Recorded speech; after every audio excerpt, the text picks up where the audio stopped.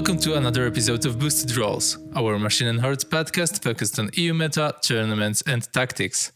My name is Tomasz, and I play Circle. Hi guys, I'm Simon, and I'll be streaming on Twitch from October 14th. More details to come. And today with us we have a very special guest. Please introduce yourself. Hello, I'm Juan. I play Grymkin. Thanks for having me here, guys. Really appreciate it. I love the podcast.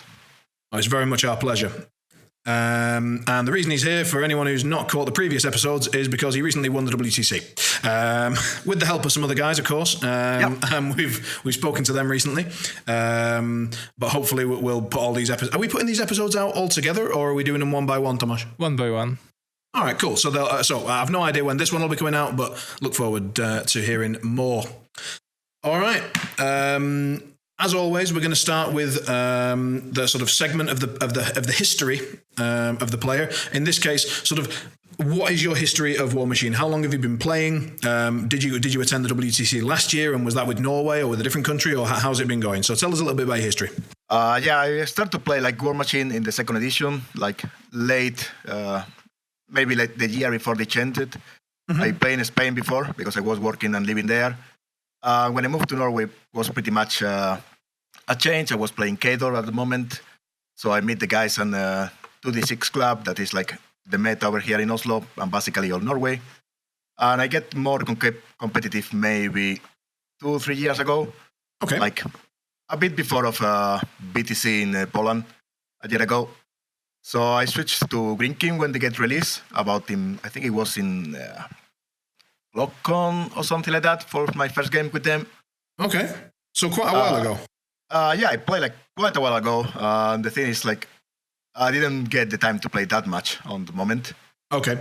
Little by little, I get more games. I play with the whole faction because the small factions are really nice. Like, learn everything. It's not that many models, not that many casters. Yeah, true. Easier. Yeah, it's much easier for me. And then I get for the second team last year, Hugin. We basically made it like all the team was pretty much new people. We've been before some of them to BTC. It was a new experience for everybody. All right. It wasn't that good as we expected. We get like an idea of to go like maybe 4-2 and we finished like 2-4. Oh, wow. Okay. Yeah, we got like really tough matchups at the beginning. I think we meet England Knights the first round, something like that. All right, so that's a bit rough. Yeah, I was like, okay, here we are. We are like kind of virgin. Here we are, guys. And we get like a proper nice party. Fair enough, yeah. Those boys don't fuck about. So, yeah, that is... Yeah, it was really fun anyway. It was like pretty much to see all the atmosphere and everything. That was great. Last year I played like Legion actually because it was much better for the team, and I was really? I was like maybe I switched like 2 months before, like around August. I bought the whole 2 list, AB3, AB2, and Anamag, and I just played those 2 lists. Fair. And personally, I finished like 6-1. 5-1 that year. I lost the first one with Ben Hampshire. Oh yeah, really good game. It was like really good game. It was really fun as well. And I love it. I love the BTC atmosphere and all that is going on there. So it's like, we have to make it again. Came back to Norway, and like always I say, like, I don't mind to be in the first, second, third team. I will go to the solos. Right. So dedicated to the event. Yep. Good man. Yeah, basically, I love that kind of events. It's like huge. You see all the friends. It's like basically like a big drinking and meeting friends party, and then you got some games as well. Yeah. So that's pretty much my idea when I go to those kind of things. Fair. And so that brings us to this year. So this year, how many games did you manage to sort of get in with your Grymkin? Was your preparation a bit stronger or a bit weaker than the previous years? Like, how did you feel coming into the tournament? I play till Conquest in Oslo next January. I play Legion as well, like waiting for the new models to come out and everything. Okay. And I start to play Grymkin around March, something like that, like proper Grymkin. And maybe I make 100 games, 150 before BTC. Okay. And what was your pairing that you eventually submitted? Definitely play Child because I love the way she plays. It's like a really alpha strike caster, especially with the clockatrice that is kind of broken as fuck. Everybody knows that. So, but it's really nice model for child. It's like, it's all she needs. They get extra speed, they get extra strength. So he fixed the little problems they could have, like pillow fisted or whatever. Sure. Yeah, and I guess your AB2 practice didn't go to waste because both of these lists have very similar play styles. Yeah, that's pretty much like the same style of AB. It's like, get a really nice alpha, and she can take some punch as well. She counts like a heavy, probably sometimes. Yep. Yeah, so long as she doesn't have to trade. Yeah, not at all, especially when you don't lose models on the trade. That's really nice. Yeah, that's the advantage. All right, so you had child, and that's in Dark Menagerie with a bunch of clocks. Yeah, that's Menari, 5 clocks. I started to play 6 of them, and then after, I think it was Lund, I changed it to 5, and a unit of Malady men and a dog, so I can get some sprint and a unit to contest or score sometimes. And especially the monkey works really good with the defense 13 of the clocks. The monkey's ridiculous, yeah. Yeah, it's a really nice help. And what's that paired with? At the beginning, I make with Dreamer. So basically, I copied the list that Pat was playing. No shame about it. So the list is really good. Dreamer can play basically into everything. And which version of Pat's list was that? Was that the original 222 or the latest one? No, the last one with 411. I think. Yeah. Okay. Yeah. It's a really nice list. It got answers for everything. I played that one because it was actually good for the team. Everybody knows that Dreamer is scary. Most of the players is going to expect Dreamer as a drop because not many people play into Child, maybe. And if I was my option, I would take maybe Wanderer, like something really different in Bump. And is your list really Patrick's list copy? Because from what I remember, you removed the Gorehound to fit in a Hermit, and that allowed you to fit also an extra Gremlin Swarm there. Yeah, that's correct. My list, I think it's slightly different. The heavies are the same, and I changed, like you say, the Gorehound, so I get more points to get the couple of Gremlins, so go for 4 of them, and then I get a Hermit. Yeah, I like that change. Yeah, Hermit is really good. We'll come back to the Hermit in a second, actually, because I'm interested to hear about that. Because as you know, I was on a team with 2 Grymkin, and they had some thoughts on the Hermit. Yep. But before we get to that, how much freedom did you have in choosing that pairing? So, like, when you were discussing it with, or I don't know if you did discuss it with your team, but did you have some thoughts before, and you said, okay, I want to play this, and did they sort of say, oh, well, actually, we need you to play that, or like, how did that go? How much freedom is there in the Norwegian team? We are pretty okay to play whatever we want as far in match for the team. It's kind of flexible there. Of course, it have to be a good list that, and then we have maybe to adjust something in the pairing. At the beginning, I say, okay, I'm gonna play like Dreamer and Child, and after Lund, we get some thoughts. So, okay, we may need something into the shooting list because we struggle in the pairing for a while. Like, what can we drop here? We don't have All Witch. We don't have King with the Clouds. So I think it was Martin and me kind of scary about the shooting list. Fair.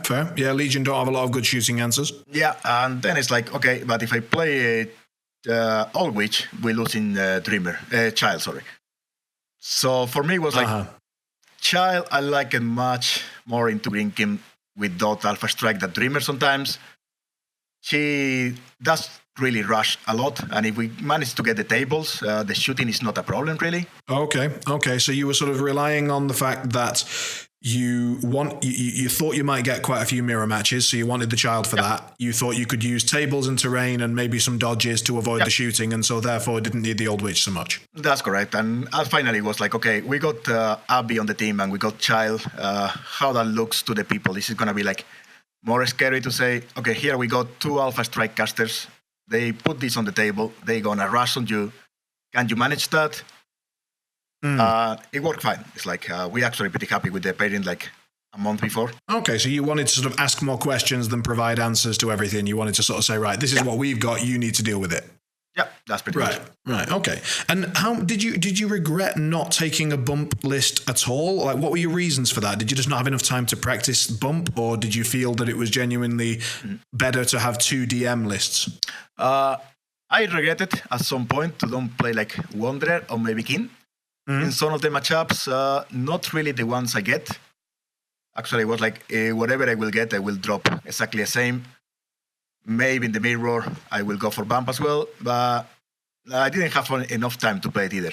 It's like playing BAM requires a lot of time and be really fast on clock, because if not, you're just losing on clock. It's like... Yeah, no, I mean, I totally get it. I took double Devourer's Host for a similar reason. It wasn't because I thought it was objectively the best pairing. It's because I didn't have enough time to learn Bones well enough to take that. Yeah. So I totally get it. But I was just interested in case it was an actual, like, no, I really think double DM is better, or if you just didn't have the time, which is absolutely fair. I think you want to take what you're experienced with, right? Yeah, especially in those kind of matchups. Maybe the first and second round, you're going to get an easy pairing, maybe. After the third one, you're going to start to get like difficult matchups and good teams. So you need whatever you need to be really something you know really good, and you got all the answers and you know what you can do. It's like you don't have time to think about it. Yeah, you don't want to be learning anything in round 4, do you? Exactly. You don't want to be open your program. Okay, let me see what's my command. No. It's like, that's fine. You say that, but I tried to double teleport my tree in round 4, Nice. only to find out you couldn't do that since Mark 2. So, yeah, you know, don't learn things in round 4, ladies and gents. Do not do it. Right. Okay. As Grymkin, how did you find the matchup and pairing process? So, you know, you're sitting down, you're getting the 5 enemy lists coming in, people, you know, maybe your captain's reading them out, or however you guys did it, and you're sitting there with your Grymkin lists thinking what? Thinking, great, I can destroy the world, or oh god, I need to dodge that, or oh shit, I wish I was playing bump. What were your thoughts? When we get the pairings, normally it was Sverre, pretty much the person in charge for that. So we give some output, like everybody, of how we feel in the games, like +1, -1, or if you are really sure, it's like go for minus or +2. That is like pretty much our system. And in most of my matchups, I was like 0. 0, not because it was good or bad. It was because it was good for the team. Like, okay, we got this, and basically you can play into everything. Not maybe brilliant into everything as well. Okay. But it's not brilliant for the other people either. Because not everybody got the answer for the Grymkin meta right now. So you just go there and say, okay, this is what we got. This is a Grymkin pairing. Normally we can drop it like first if they don't have any real obvious answer, or you can drop it like third or second. It's going to be like much better because people try to keep the Grymkin matchup already. So they save it for that drop. Okay. So you felt it was pretty powerful to have a Grymkin on the team. Would you have liked to have a second Grymkin on the team or not? I don't think a second Grymkin will be good for us, maybe. Okay. Why do you say that? It happened like Circle. Everybody expect like a strong faction, like Circle, Grymkin, Menoth. And pretty much everybody's prepared for those games.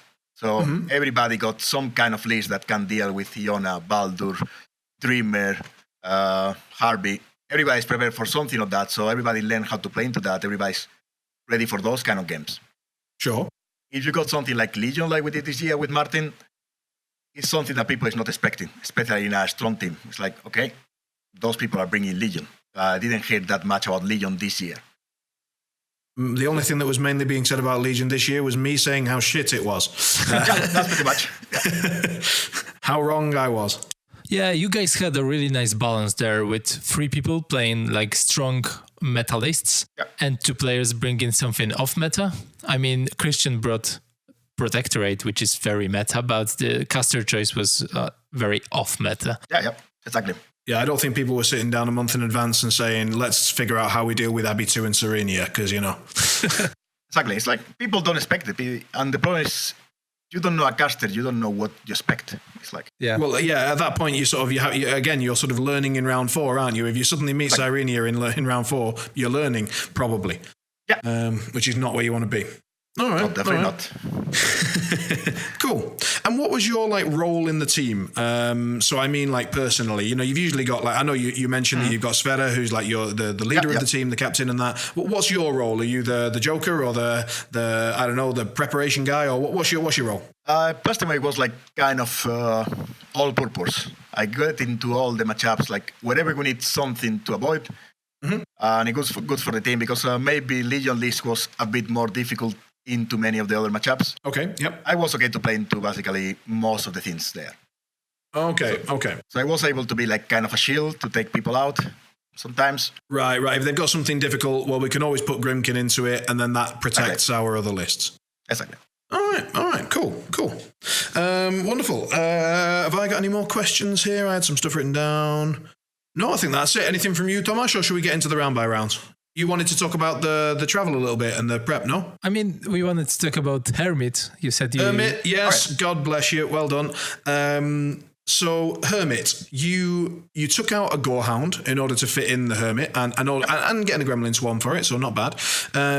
But I mean, I had two Grymkin players on my team. One of them, Pat, and he was very, very positive about that Gorehound and how it performed really well on the new scenario packet and did things like that. How did you feel about the Hermit instead of that Gorehound? How did you feel it performed? Well, Gorehounds are huge. The thing is, you need it in the new matchups, like Pat said, the new scenarios are really open. So you need something to contest or score if you are far away. If not, you just lose in that flank. Mm-hmm. But the important thing for me is Hermit gives me that extra resilience in that kind of list. It's really, really annoying for a clockatrice to survive another more time to a really high punch or whatever, just because of the Hermit. Right. It's also good for a scenario because it still have 5 boxes that you have to make to him. Yeah, you have to make 5 attacks, yeah. It's not going to be okay, I'm going to remove it with 1 shot or whatever. Of course, it's going to die. But it's also really good for a scenario and being on a place that you really have to deal with it. I didn't miss the Gorehound because I played Child 5 times. Okay. So, I got it there. And in the Dreamer game, it was we will see later. It was, I think, the one with the 3 flags in the middle. Bunkers. The bunkers, yeah. And that one is pretty okay for Grymkin. Dreamer is really fine there, so. All right. Well, we'll find out in the round by round, I guess. Then that's great. I was thinking about this change because recently a friend was selling a beautifully painted Grymkin army, and I just couldn't say no. I decided to buy them and think about what I'm going to do with it later. Coming to the side. No, I don't have plans to switch faction for competitive play, but maybe for some local steamrollers or casual games. Why not? But anyway, I was thinking about this idea of yours, and I must say I really liked it.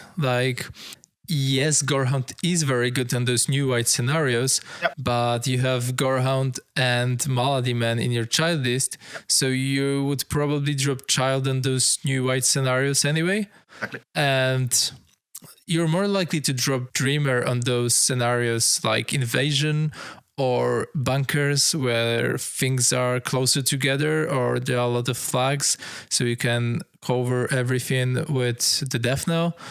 And on those scenarios, Gorehound is not that useful. Mm-hmm. I mean, you won't use the Animi on the Dreamer, you won't use Sprint. Yeah. And if you need to contest something far away, Hermit and Gremlin Swarm can do it as good as Gorehound. Yeah. They won't do any work, but they will contest probably for longer. Yeah, absolutely. The thing with Gorehound is really soft if they get hit. Yeah. And defense 14 is not huge right now in the meta because it's a lot of people with mat 8 or up to there. True. And especially Dreamer can make phantasms. So if you get them, I'm going to be okay in the scenario to contest with them. So most of the time, you just have to think, okay, where I need to go to contest, I can set a phantasm if I don't have the Gorehound. Yeah, I really liked Gorehounds with Dreamer in previous iteration of this list. So there were 3 of them, and they could really fight for a zone. They could, with Manifest Destiny, they could really do some work. Yep. But a single Gorehound, I'm not that sold on it. So when I was making a decision which Dreamer list to put in my war room, I eventually decided on yours, and I really like it. That's nice. That's really interesting. The Lions, Grymkins were not very sold on Hermit. They felt that for 5 points, you were losing elements of the list that they would rather have. But I think they were worried as well, maybe a little bit about internet hype versus actual table power, because we've been wrong before as the public, and certainly me. When you see something on paper and then you see it on the table. When I saw the Hermit on paper, I was exploding. And when I played it on the table, I felt it was incredibly good at 4 points. But at 5 points, I actually dropped it from one of my lists and found it more difficult. It's a 25% point increase. That's not small. And it did make it more difficult to fit into lists. So you need casters that can both benefit from him and who cover him, like who deliver him a little bit, preferably. Like, you know, one of those two things is enough. If you've got both, then it's a really perfect Hermit list. Yeah, exactly. So I don't know. Hermit's a really interesting one. I'm interested to see how the game develops around and through Hermit, especially if clockatrices stay how they are. I think everything that will change, but the problem with Hermit is people focus in the -2 armor. That is okay, it's really strong, but sometimes it's gonna hurt more yourself than the enemy. Yeah, but he's really good for that vision. That is vision's amazing. Yeah, that's huge to keep like a random blast that is gonna kill the important solo or the Gremlin that is contesting so long and is gonna survive a little bit more.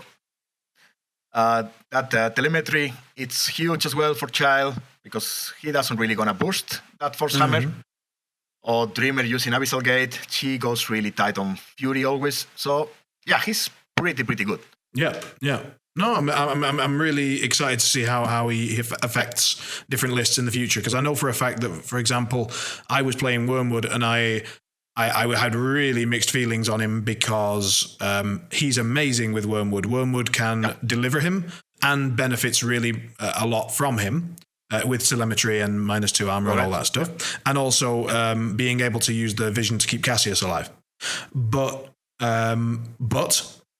Wormwood relies on getting those single really important strangleholds off. And do you know what really fucks with that? Vision. So, you know, Hermit... very interesting. You can say what you like about him, but he'll have an interesting impact on the meta. He's right.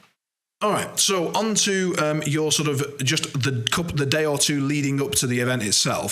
How soon did you head out to Belgium? Were you there on the day of the tournament or a few days in advance? Or I came on Friday morning. I know my teammates came on Thursday because they wanted to be one day in Belgium and that more relaxed travel. But they have to work like the night before. So basically I finished Thursday about 10 o'clock at night from working, get home, and I get a plane 6 o'clock in the morning. Oh. And the point is, it was like really tight with the transport to go to the airport here. So I was like thinking all the time, I got like 45 minutes to make the check-in. All is going to be okay. All is fine. Then I start to think, if the train gets late or whatever, I'm losing the plane, and that's going to be a really huge fuck up. Yep. So luckily, I get to the airport 12 o'clock at night.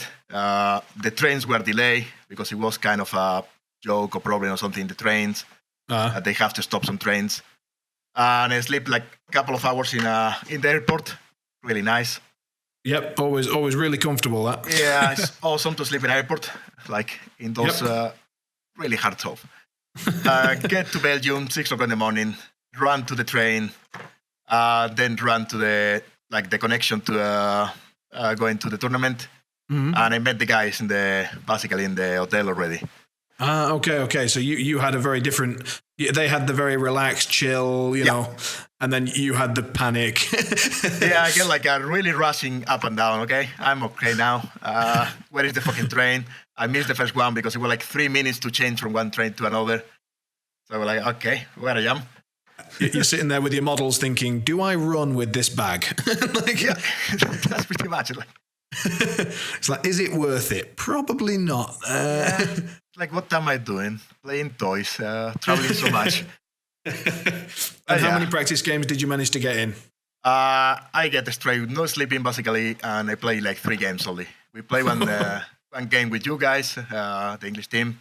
Yep. And then I get a couple of single games just to take the list into Mirror and Circle. Okay. And what was against me, I played Iona, but what was the second player? What did you play against? I think I played with, it was a Chinese guy. Yeah, I think it was from the China team. He wanted to play. He wanted to play All Witch. I think it was. Yeah, I think it was a Witch. Okay. It was just like, okay. It wasn't really like something special. He didn't play into Child before. Even he played Grymkin. Okay. So it was like a learning sort of experience for him more than for you. Yeah, and that was pretty much. And then I played one game into one of my teammates, into Christian. Actually, we played like 2 games, but the first one was really fast. We tried some played outs with Dreamer Blood 3. Didn't work out for Dreamer. And then we played Child Blood 3, and it was much better. Okay. So you got some thoughts about some matchups that you were just a bit thinking about before the event. It was mostly for himself to be sure that he can play it at least into Grymkin. Right. Okay. And in the end, he never needed to. He never needed, and actually, we found out that when you make the Phantasm, you don't trigger the Vengeance as well. Yeah. So that was huge for us. Like, okay, find out the day before. That's really nice. Yeah. Don't learn in round 4. Learn in the practice game the day before. Yeah. That's how it goes. That's how it goes. All right, sweet. Anything else, Tomasz, that you? Because your job is to make sure I don't forget shit. I think we can move on. We're on. All right, magic. We're on to the battle reports. So we have here the scenarios, so we can give you those, but you'll have to give us everything else. So the first round was King of the Hill. Who was your opponent, and how was the game? Yeah, first round we played into France Obelix. I play with Killian. He was playing Silvestro and a drop child. He get at least, I think it was like 2 of the battle engines, a Toro. The heavy, I think it's the suppressor, the one with the 2 sprays. Two sprays, yeah. Suppressor, yeah. One of the rockets, Albardiers, and rocket girls. I think that was pretty much the list. And is that a list you want to see? It wasn't brilliant. It was something, I think I get it in the 3rd round. Like, we choose tables, they choose matchups. So as far as I choose the table, that was kind of okay for me. Mm-hmm. Not the worst. I played a few times before with Lars in the club and it's kind of even for a child, because if he doesn't kill the clocks or he triggers something wrong, I can destroy the battle engines quite easy. Okay. So that's pretty okay. I struggle to kill the infantry, but they cannot kill me either. So that's right. Okay. Right, okay, so it's like an impasse. Okay. So how did the game go? I win that one 5-0 in the scenario, I believe.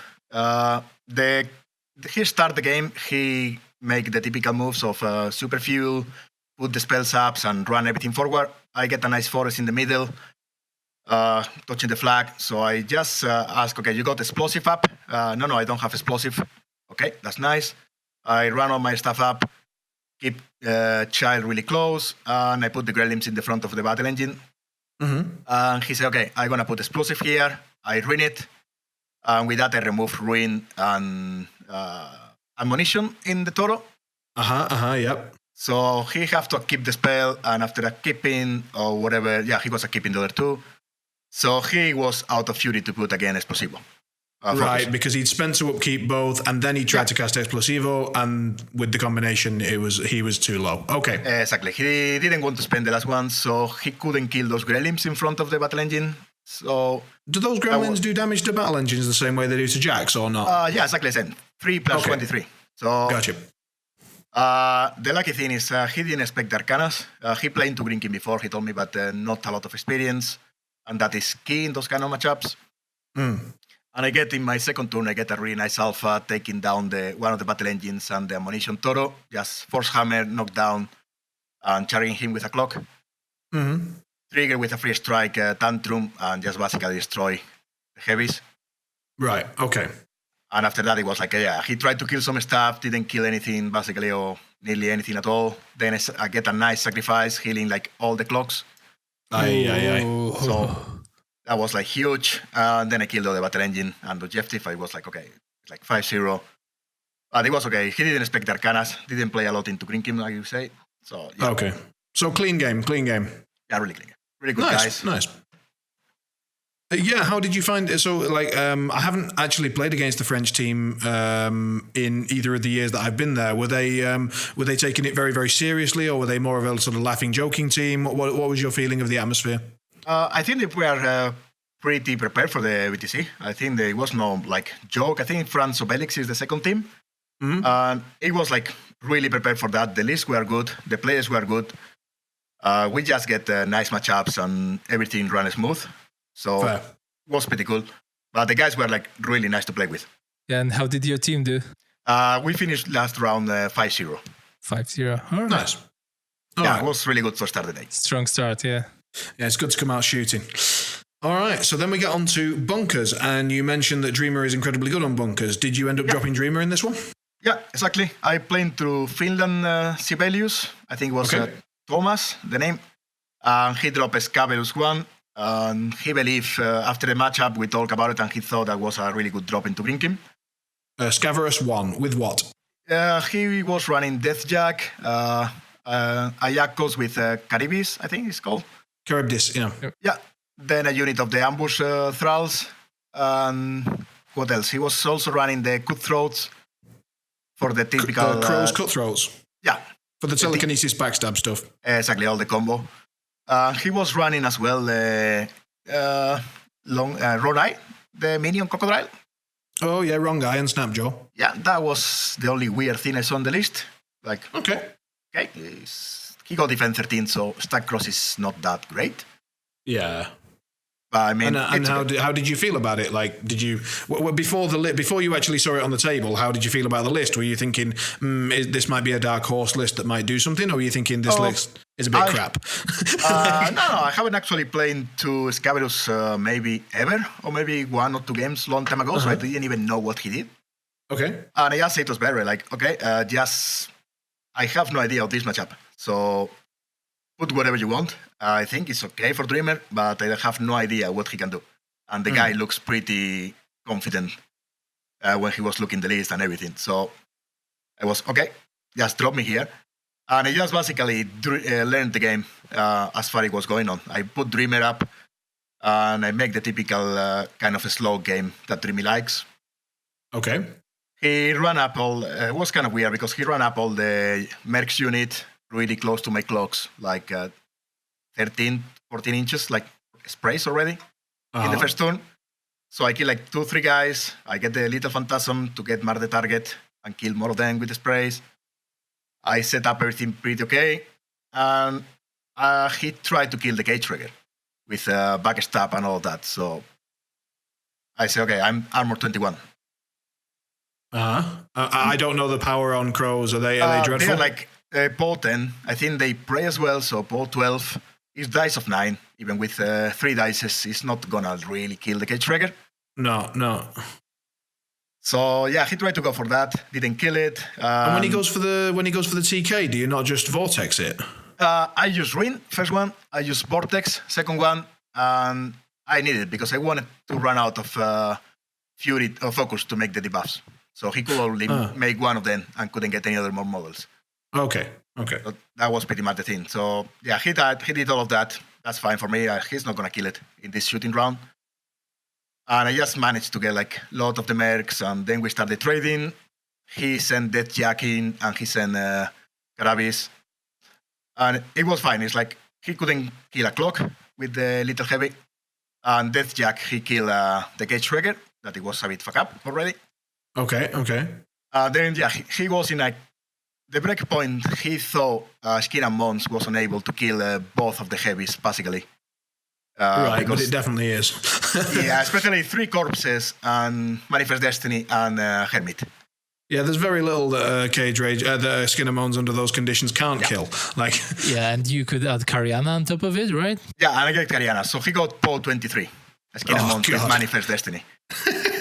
That was like, he killed Deathjack and half of the other guy, like 2-3 boxes left, and the clockatrice finished the job. And then it wasn't anything on the table really, really scary. So I just started trading and finished 8-3 in that scenario. How does it work with Manifest and Star-Crossed? Do you just roll 4 dice and drop the highest and lowest? Yeah, that's exactly. Right, okay. That's got to be a bitch if you're trying to roll quickly and you have to work all that out. That's fuck up. It is really long throws.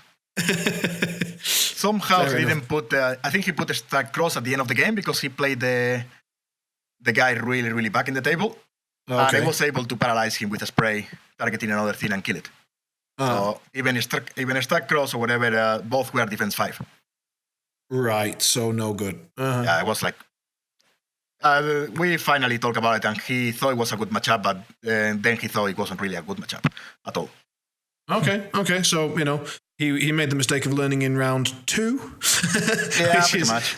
Yeah, it's not as bad as learning in round 4, so we'll let him off. And how did the team do? We finished that round 4-1. I think Cuba lost that matchup. Oh, all right. On bunkers. All right. Yeah. Look forward to hearing from him about that one. All right, and then we move into the last game of day 1, and that is on Invasion. Who did you get? How did it go? It was Spread the Net. Spread the net? Oh, I'm totally wrong. I've skipped straight past it. Good. You see, this is why we have two of us. Spread the net. Tell me about it. That was a really good matchup. We played in the stream. So my big concern was I don't want the table with all the cameras. I don't want.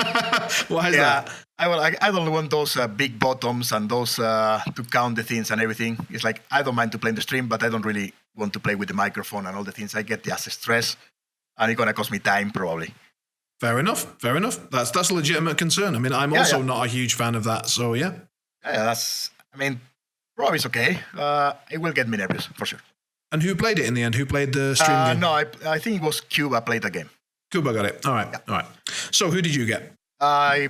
We play into Canada Moose, and I play with Brandt, a really nice guy. He play Rushet with two turtles, the mammoth, and the Supreme Guardian.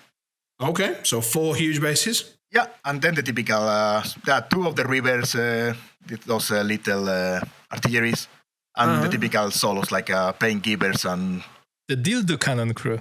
The Dildo Cannon crew. No, the Dildo Cannon crew are technically aren't the Dildo Cannon guys the actual Reavers? And this is because it's like the Reaver Cannon, right? It's the same name. Yeah. Right.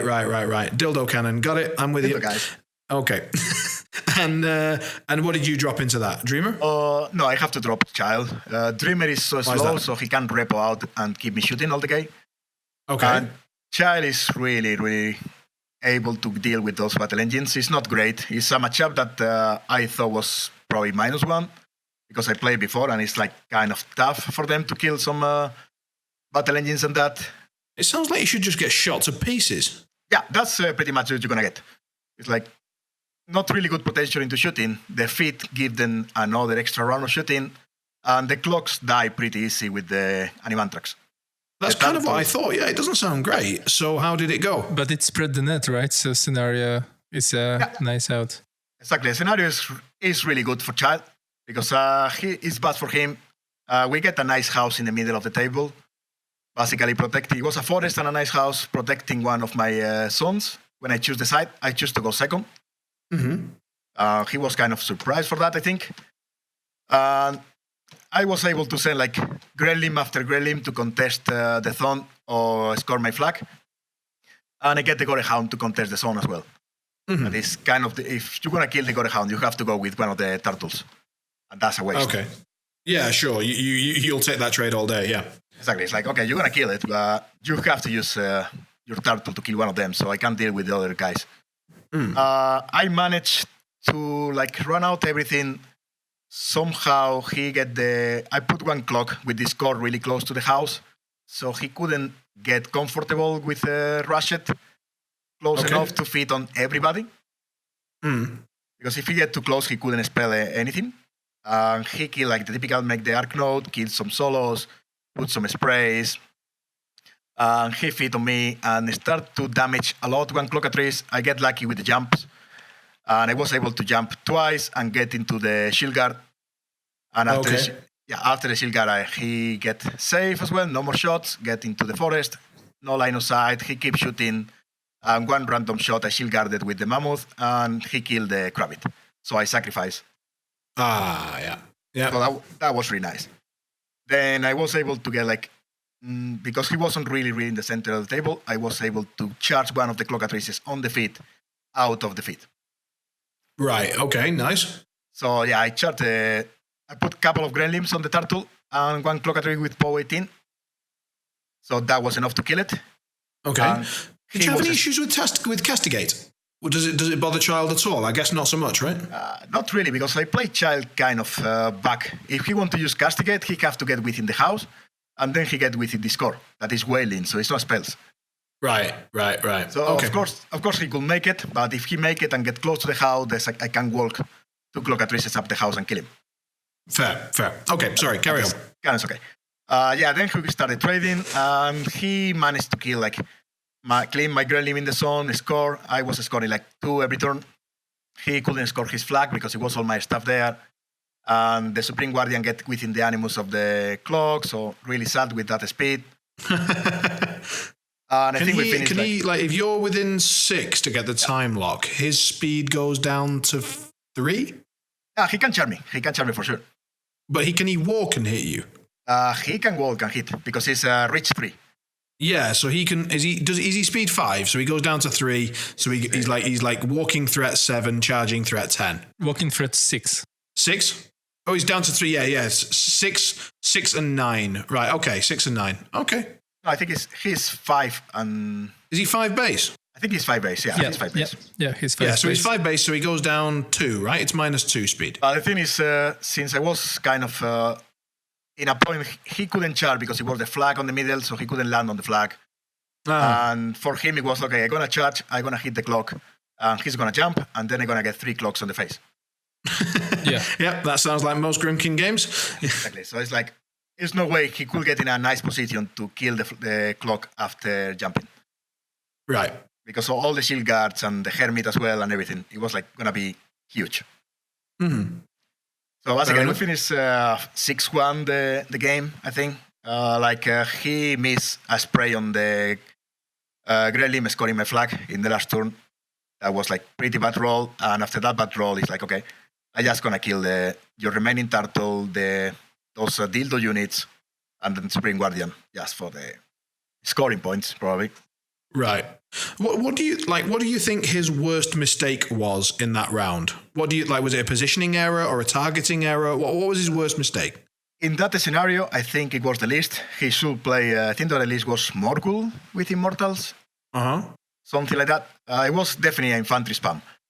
So for me, it's okay. It's maybe much easier with the sprays to deal with that. But he got more attacks. He got more activations, and he got more table control. With that, you got 4 huge bases, and we're talking that you got a house in the middle of the table that is going to separate your huge bases from my army. Mm-hmm. So that was really nice for me because the zone in the middle is never going to be scored.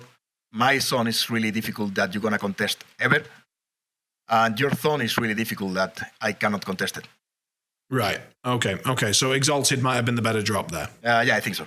You always need a good reason to play a huge base army on Spread the Net or Mirage or Bunkers now. Maybe not Bunkers, but like Spread the Net is probably the worst scenario for huge base spam. So you need to have a good reason to drop it.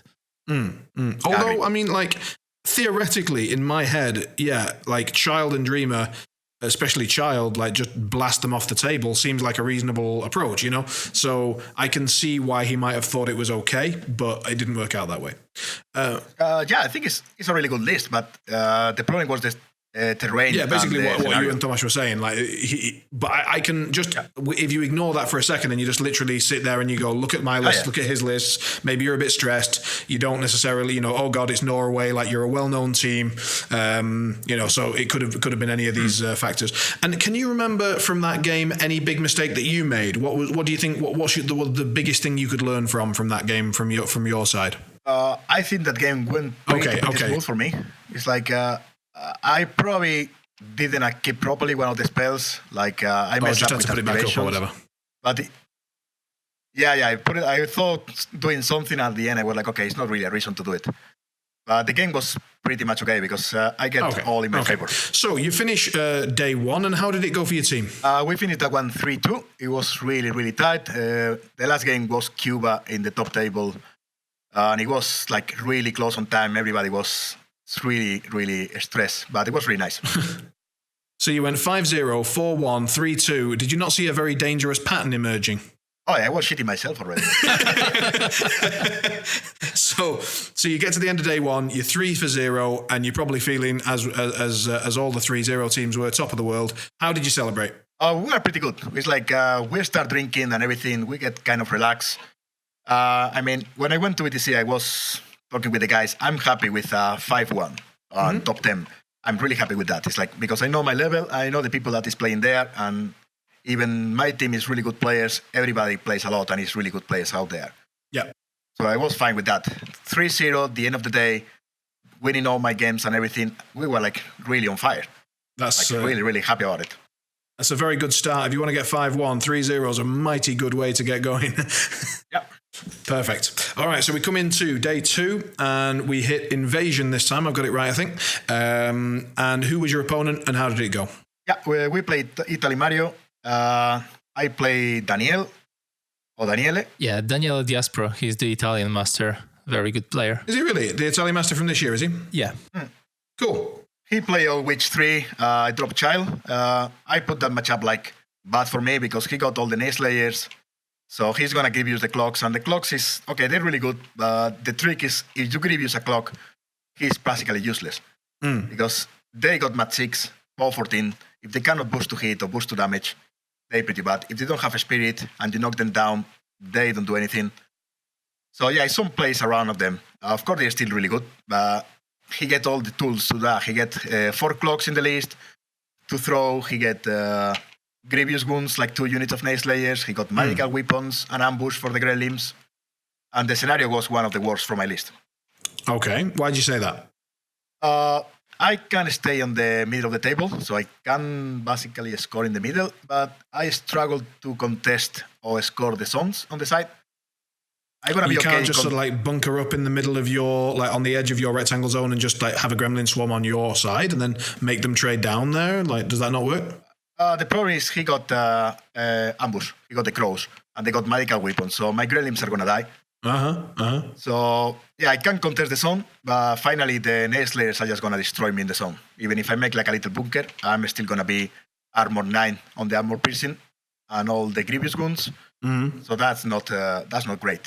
Okay. And so what did you, like, why did your team give you that matchup then if it feels that bad?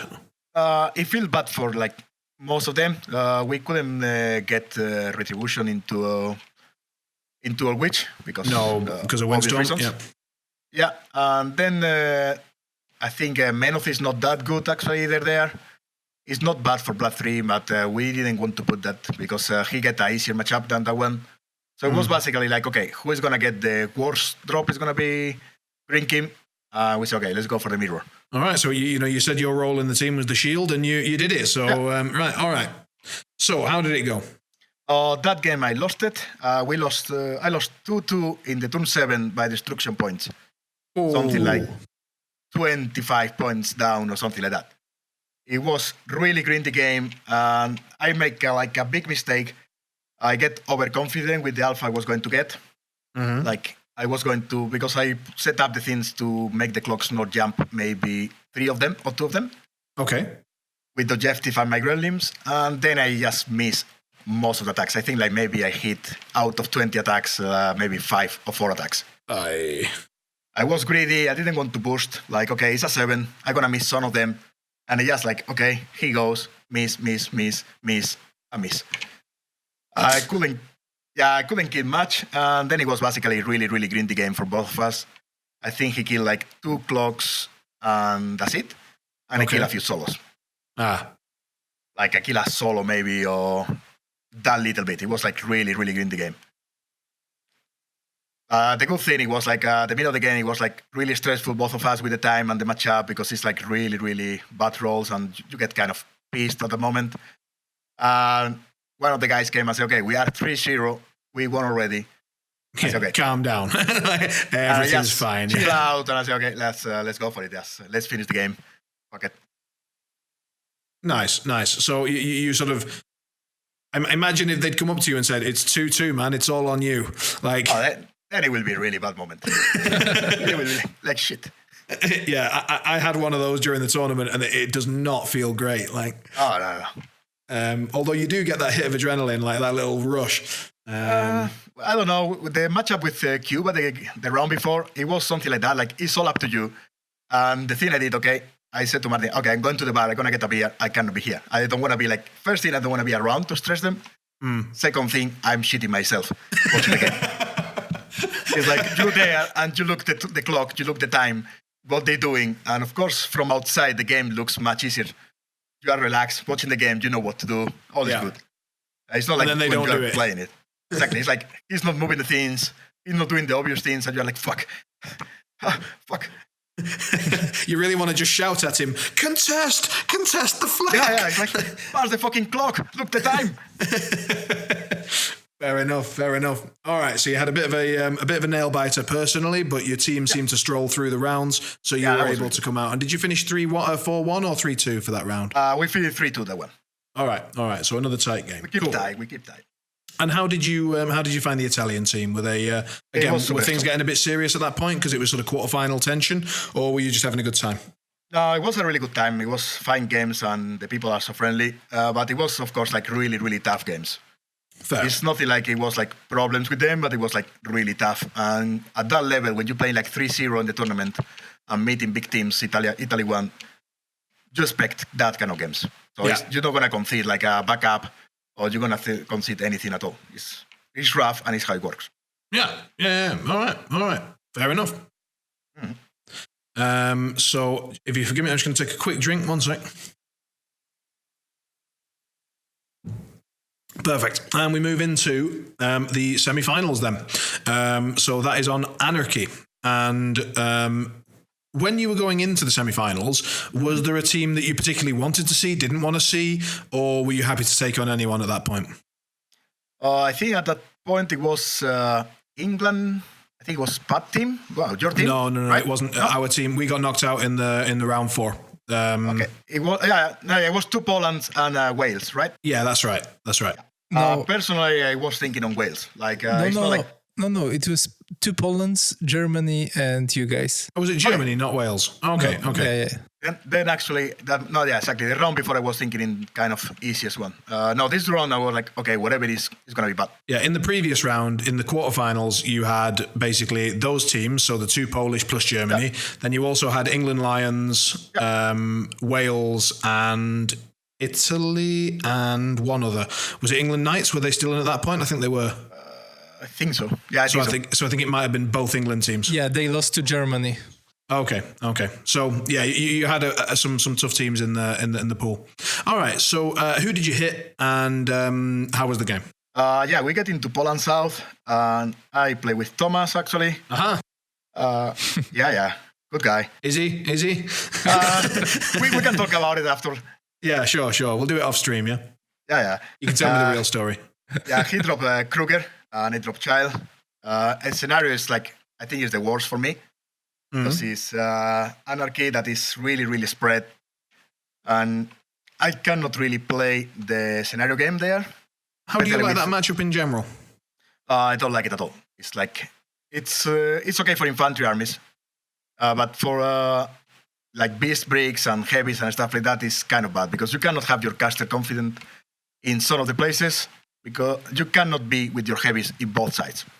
So is this one of those places where you would have really liked to have Old Witch Bump in your pairing? Exactly. Right, If I get bump here, it's okay. You got ambush, you got more models, you got more stuff to put on the way. Without that, it's like, okay, how can I have both zones contested and my caster doing work and don't getting killed? And Tomasz, would you have, if he had Old Witch Bump in his pair, would you have still been happy to drop Kruger 2 there? Of course, yeah.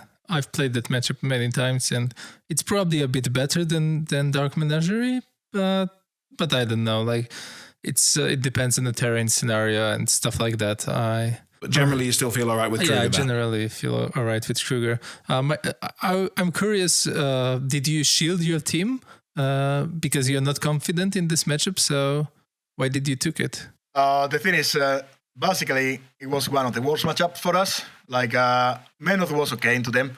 Yeah. So, but we couldn't get it. So we choose the tables. So that was okay. What we have to do is avoid the forest for the circle player. And okay, what I'm gonna get? I will get the one that nobody wants. Okay. But you said you couldn't get the Menoth into the circle. So that sounds interesting because we had 2 circle players on our team and 2 Grymkin, and both of our circle players wanted to dodge Harby.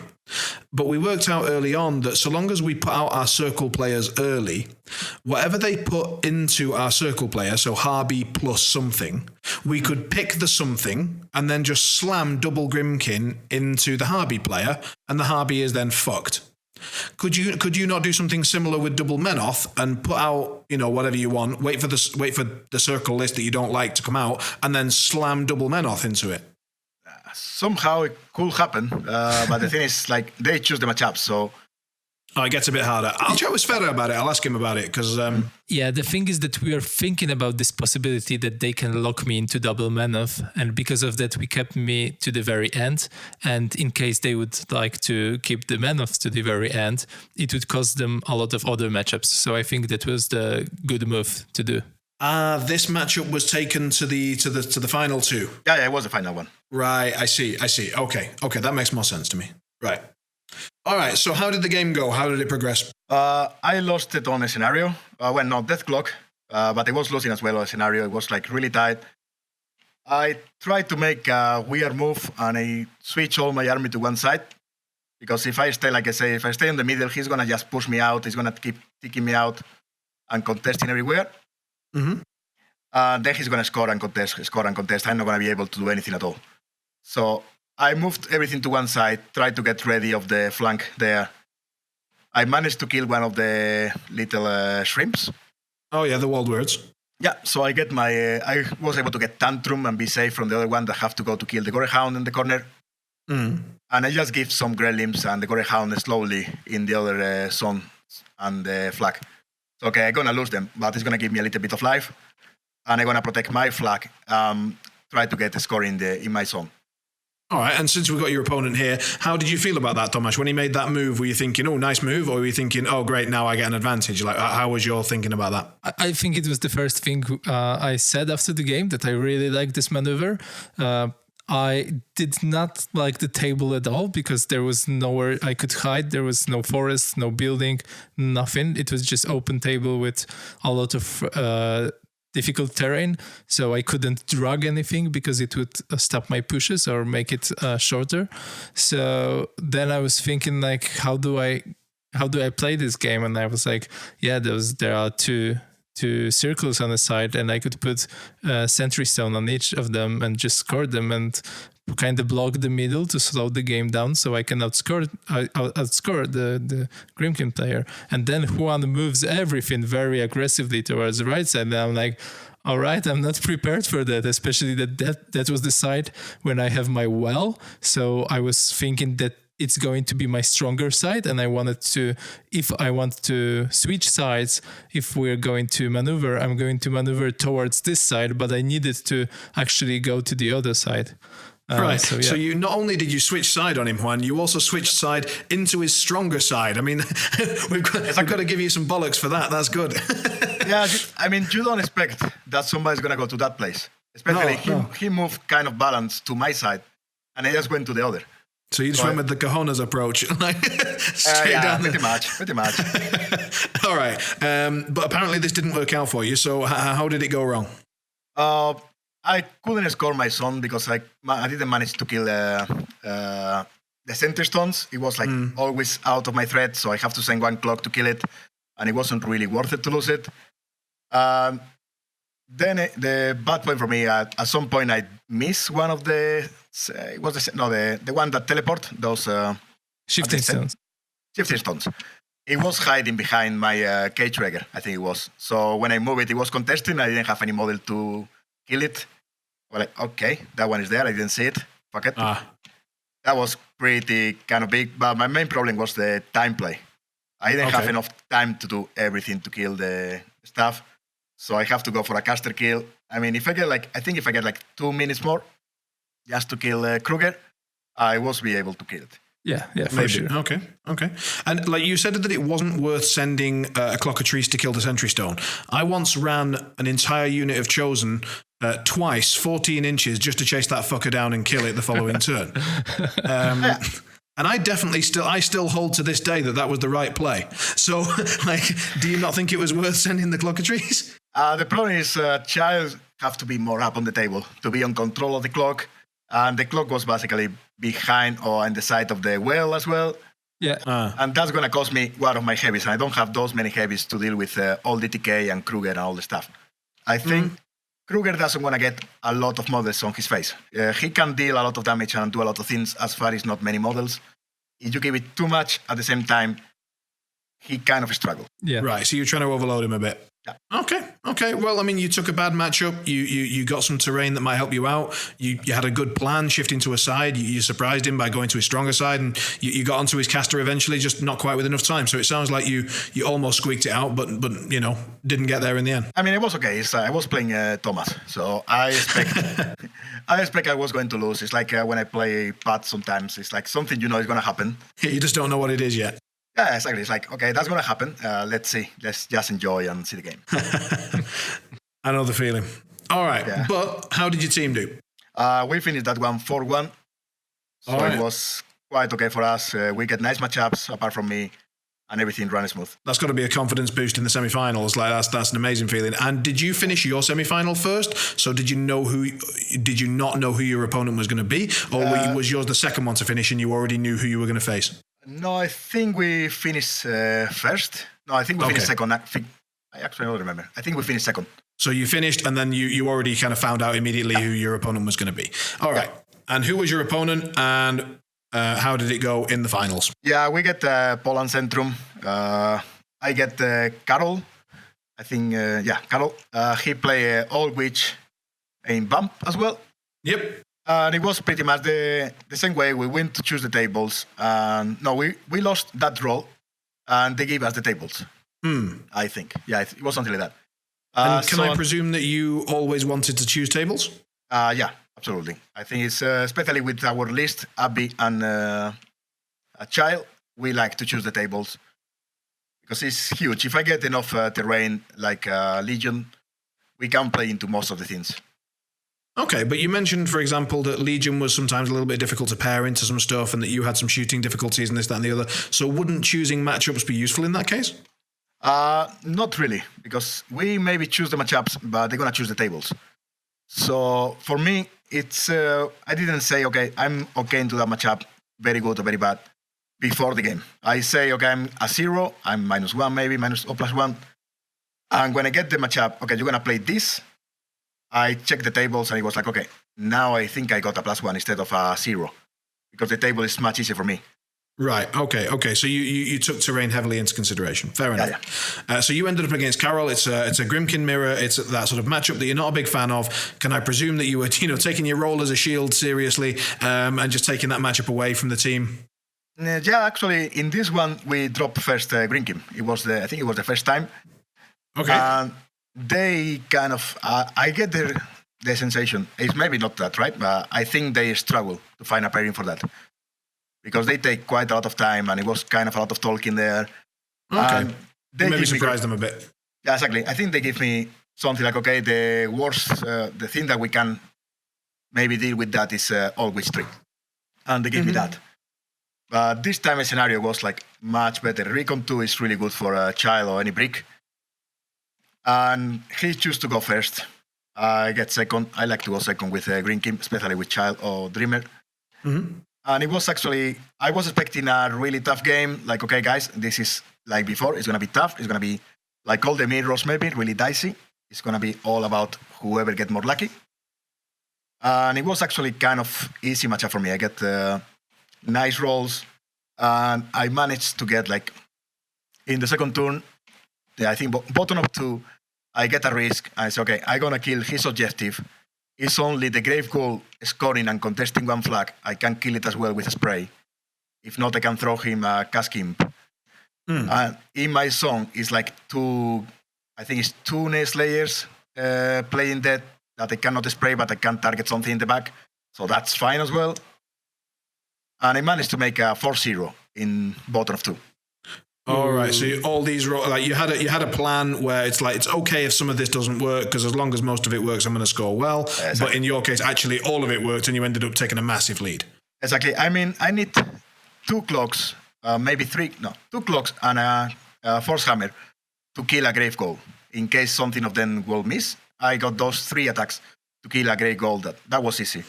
And then I get 2 knockdown Nail Slayers that I can kill with 1 spray, kind of easy as well. Yeah, because they're Def 5, right? Yeah, so that's not so bad. All right. They're gonna go and down. Does the re-rolling from the Grave Ghoul, does that not fuck that up a bit? He's command 7 and sprays are 8, so I was out of the spray. Okay. No, So it's not big you're deal. safe enough. Right. Yeah, Right. the thing is, he get the ambush. So my thought was, okay, if the important thing for me is my son with my flag. That's going to be my strong point. I don't want his ambush coming here. And he only got some pumpkin boys and some of the nayslayers in that side. So, and yeah, his clocks, only 3 clocks, I think it was. So they are on the middle.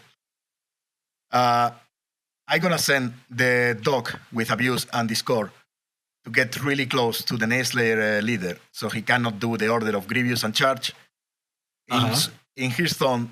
So he have to use the ambush to kill the dog, and then he gonna have issues with the models in the way to charge the other clocks. Right. So he have to use all the ambush, all that flank, to start to get ready of my son. And he didn't have any magical attack to remove the Gremlin, so he couldn't score the thorn, just the flag. Okay. I mean, that sounds like a well-planned sequence, and it worked out. Yeah, it was actually, it was like those kind of moments you see, okay, this is gonna be really, really nice if it work out. And then he tried to kill a clock, and he missed a couple of attacks, clock jump, and he have to use like all his models to click and clock because of the jumps of the miss and the hermit. So this is where that hermit came in that we mentioned. Yeah, Exactly. right. That hermit was huge because it's like, okay, hermit is gonna go there, and you're gonna try to kill, and after that is hermit here, and then you have to activate another clock that instead going to my son is gonna go to kill the clock, so you can score 1 point.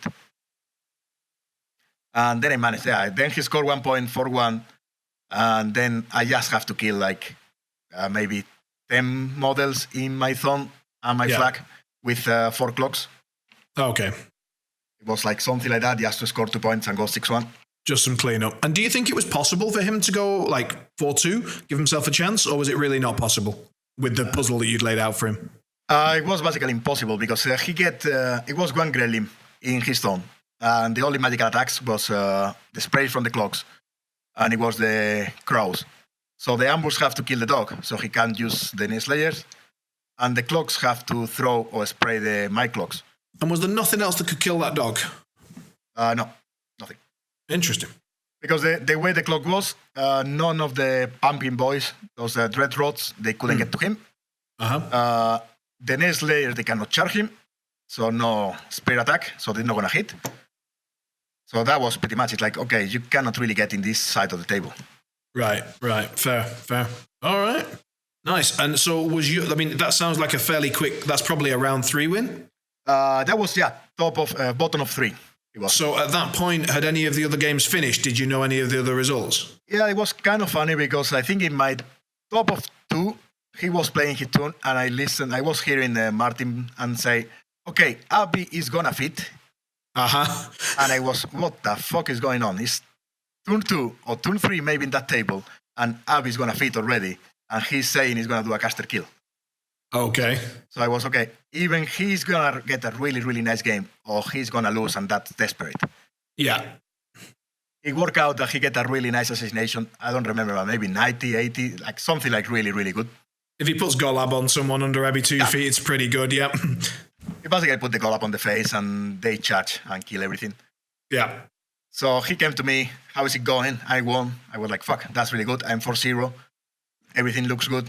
And then I finished my game. We were like super happy. And then we saw Sverre finish his game as well. So I was like, okay, 3-0, Cuba won, 4-0. And Christian was like, okay, fuck it. I can lose. It's okay. So you were sort of able to celebrate at the moment of Sverre's win? Yeah, I was pretty much. That was We the were like 3-0. all of us happy there, just celebrating, getting beers, sharing with the guys. It was really good. That's fantastic. Did you have any particular urge? Like, did you really want to just shout, or did you really desperately need a drink, or like, did you just want to hug everybody, or what sort of celebration did you feel the urge to do? I think we hug everybody. Like, Yep. as soon as everybody finished the game, we hug and we just get a bit crazy. And we ran to the bar. Like, okay. Everybody was getting rounds. At some point, you get like 2-3 beers on the hand. Like, okay, here we go. Something going on. It's like, shit, I'm drinking too slowly. No, wait, they're buying too quickly. And people was like, okay, some people was still playing. Like, okay, we got 2 games going on or 1 game going on. People were showing up in the room, celebrating as well. Congratulations. And what really was good. the atmosphere around the finals? You said in the quarterfinals it was a bit tense because you never get easy games and easy teams. So how was it in the finals? The final was really good, actually. It was, I think both of the Polish team, it was really good, both of the rounds. In the final, to be a final on a WTC, it was really relaxed. Like, games were tight and good, but everything was so happy to be there. Like, okay, we're already in the final. We're already going to be first and second, probably. So let's have fun. Let's play some clear games and let's go for it. Yeah, cool. Fantastic. No, I'm delighted, man. It was a great performance. And sorry, go on. No, cheers.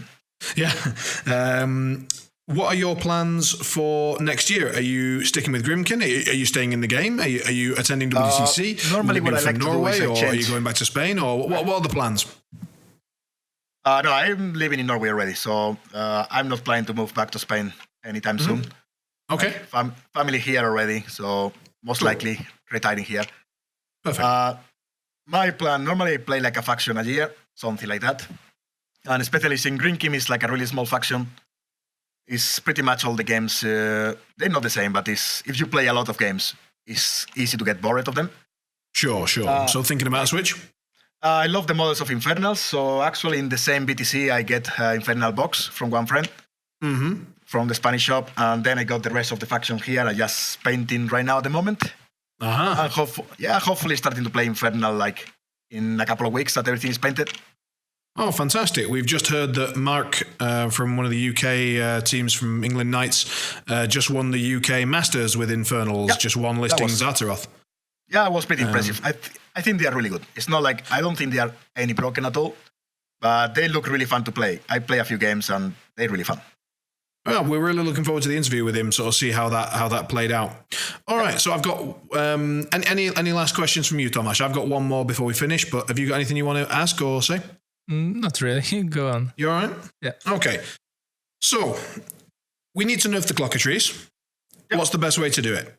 Should we be looking at the points cost, the stutters, the paralysis, what do we need to change? You've played them a lot. You sort of got a feeling for them. What's the healthiest for the game way to change them, to keep them in lists? Obviously, we want to see, we don't want to see them on the shelf. But what can we do? What's the best way, do you think? I think the stutter is the strongest thing they got. The animals is fine, but you have to be within 6. And if you are within 6, most of the models are going to charge and are going to kill it. It's a lot of remove from spells and animals and stuff like that. So that's not huge. For me, the important thing is the stutter. If you cannot trade with a clockatrice, then it's much more difficult. If you can just kill it, then it's an easy way to go. If they jump maybe like only once, or maybe, I don't know, they jump 1 inch. So, of course, you can still get on reach, but you have to play more with the distance. Like, okay, that guy reached 11 inches with 1 inch threat of melee. I can be within 11. He's going to get me with the first attack. Then I'm going to jump. I'm going to be out. That sounds like something, it's going to keep it pretty much the same, but it's much easier to deal with them. Maybe so we could shorten the stutter, maybe from 3 to 2, or maybe even extremely to 1. Yeah, I think 1 will be cool, because it's still difficult. I mean, it's still going to be difficult to get away from the melee. You can already play into them, but you cannot really be safe. Okay, I'm going to put it here. I'm going to be 3 inches away. That's enough to get out of all the heavies, or most of them. Yeah. So with 1 inch, you're still going to get away if you play really right with the distance. But you cannot play around. I'm just going to throw the clock. It's going to assault. Now you're going to charge, whatever, and he's going to jump away, and your heavy is going to be looking like, okay, I didn't kill anything. I'm here. I'm a 15-point heavy, 10-point heavy, whatever. And I'm dead. Exactly. Yeah. So you would touch the stutter directly. Yeah, I would touch the stutter. And spray, I think, is fine. It's paralyzed, maybe critical paralyzed. They not really that strong as far as you know how to deal with them. Like the shooting, basically what you want with the clockatrice is a lot of activations. You don't want, you cannot do the typical game of I'm going to send 1 heavy for 1 heavy. That's going to be, or I'm going to sell the full unit and kill it. No, you have to, okay, I need to kill the clock. I'm going to sell 2 guys. He's going to jump. Then I'm going to sell another 2 guys for another unit or solos. And then I'm going to shoot him down. Yeah, and that it's that in combination with sacrifice. So exactly. The problem is that people could do that, but the problem is that plays so massively into sacrifice. You know, if you activate one unit of Ravagers, you send 2 into one clock, 4 into some other stuff, you do good damage, and then you send another unit and you do 2 into one clock and 4 into the, and then boom, sacrifice. It's like, oh, shit. Yeah, absolutely. It's like, sacrifice is something that is always a gotcha. It's like, it's going to happen. You know it's going to happen, but most of the players are ready for sacrifice. They got Entropic Force, they got Grievous. It's a lot right now in the game. You just have to remember, if you play into Grymkin, do the activations in order that you're going to avoid most of the Arcanas.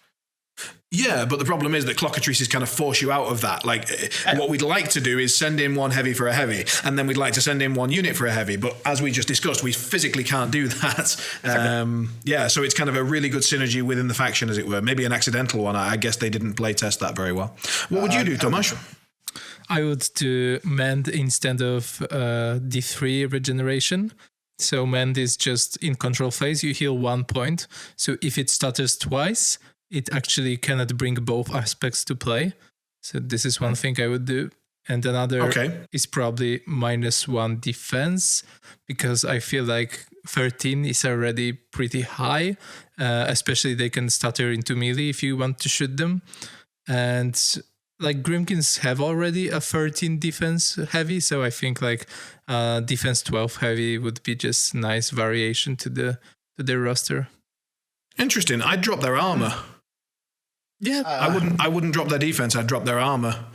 I'd make it easier to like, because if you drop their armor, you make it easier to do like little tickle shots that do good amounts of damage and then sort of add up, and then one big swing to finish it off. And if they've got less armor, then the one big swing actually matters. Also makes them a little bit weaker into what they're already weak into, namely guns. And so if you feel like you can shoot them off the table, then maybe Grymkin players can't just take 4 clocks in every list because they'll get gunned down. Yeah, that could work. Yeah, that would work. Like -1 I think maybe like -1 armor and crit paralysis instead of paralysis, and then just play that out and see how it looks. Because, I mean, let's be honest, while I agree that killing stutter will stop them from being broken, it has the potential to shelve them. And because if they can't stutter, then they don't do what they're supposed to do. They just die, and then they get stick on the shelf because Skin and Moans and Cage Rages are too good. And the stutter is cool. Like, again, I don't like that as an argument for stuff to be in the game, but sadly, I'm not the one who designs the game, and I'm not the one who sells the models, and we do need them to do both of those things. And people like cool rules, and stuttering is fun to do, I imagine, as the Grymkin player. Yeah, the rule is really fun. It's like... Yeah. I mean, it's fun for the Grymkin player, not really fun for the other player. No. But it's something that is new in the game, and it's really nice to have it. It's like something different from that heavy, something that is happening. But the main problem for Grymkin as well is like they rely on the heavies more than most of the factions, maybe. Yep. Because the infantry is not really super good. If the Nest Slayers, they are really nice with attachment, but they are like 1 box armor 14 guys. Yeah, the new bump is decent, but yeah. Exactly, it's decent, but the problem is maybe, on my thoughts, is they don't have like a caster that is really good for the infantry. It's nothing like he got a caster with Hand of Fate or, I don't know, something that helps the infantry a lot. You got All Witch, All Witch is fine. And Heretic doesn't really do a lot. It's like you got the piggybacks, and they weird models, nice, I like it, but they are max 6, not combined. So I play sometimes, it's like, I got max 6 guys in a meta with armor for defense 14. Yeah. Yeah, you're going to need some hard 8s there, and it's not great. Yeah, exactly. Yeah. Yeah, I feel like before Clockatrice, Grymkins were kinda going out of the meta. They struggled into Circle and the Vor's Host that was big at the time. And Clockatrice release, like it was a single release that changed the whole faction, how the faction plays into the meta. So I think the model and the design is really good, but it probably they've pushed it a bit too far. So if it can do the same thing, just with a little less impactful way or a little more counterplay, it would be just perfect. Absolutely. I think some combination of our suggestions. I mean, a lot of these suggestions are not new, right? It's not like we're suddenly fixing the meta here on the podcast. Like, we've heard these things all before, but I think they do definitely need to apply at least one of these changes, if not more, just to bring them back in line. But I think what's going to sort of solve Grymkin in the meta a little bit is that everyone's bored as shit of playing them. So like the number of people I know that are moving away from Grymkin just because they're bored is pretty high. So, but then I suppose some people are also moving into Grymkin that weren't playing them before because they were like, oh, they just shit on everyone on the WTC. Let's go and play them for a bit. So, there'll be some back and forth. They're always going to be there, but it's okay. It's not that bad. All right. So, Juan, anything you want to say at the end? Anyone you want to thank or say anything about? And then we'll wrap it up. Just thank to you guys. This is a great podcast, really good for the community especially.